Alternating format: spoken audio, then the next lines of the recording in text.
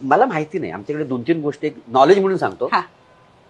शिमग्यात पूर्वी तर लोक नोकरीवर सुट्टी नाही दिली तर लोक नोकरी सोडून शिमग्याला जायचे गणपतीला. असे खूप लोक आहेत, बर खूप लोक आहेत. सुट्टी नाही दिली नोकरी सोडायची, अच्छा पण शिमग्याला जायचं. बर याचं कारण असं आहे, शिमग्यामध्ये आहे ना, म्हणजे आपण कसं वर्षभर आहे ना मंदिरात जातो, देवाच्या पाया पडतो.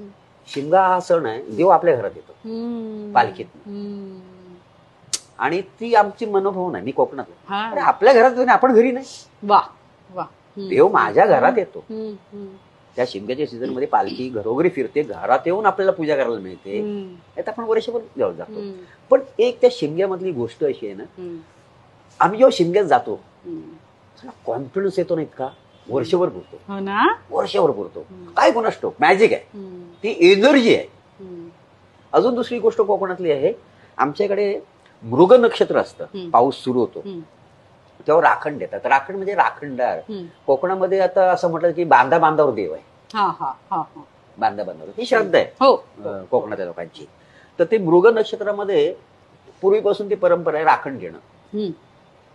आम्ही ते वडिलांबरोबर पाहिले, लहान असल्यापासून आम्ही ते राखण द्यायला द्यायचं. म्हणजे आता कुठल्या देवाला द्यायचं अगोदर कळत नाही, आता माहिती आहे की राखणदार असतो. त्या राखणदाराला आपण वर्षातनं एकदा राखण देतो. म्हणजे आता नारळ हे ते अमुक काही गोष्टी असतात.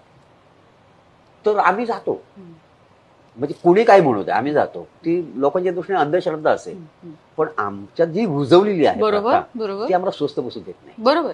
कारण त्या दिवशी आम्ही जातो, देवाला हात जोडतो, ग्रामदेवतेला हात जोडतो, सीमेवर जाऊन हात जोडतो. ती एनर्जी आम्ही घेऊन येतो वर्षभर आम्हाला. आणि काय पॉझिटिव्ह एनर्जी ते मला माहिती नाही. म्हणजे ही मी म्हणून मी नमूद करतो की लोकांसाठी अंधश्रद्धा असेल, पण आमच्यासाठी नाही.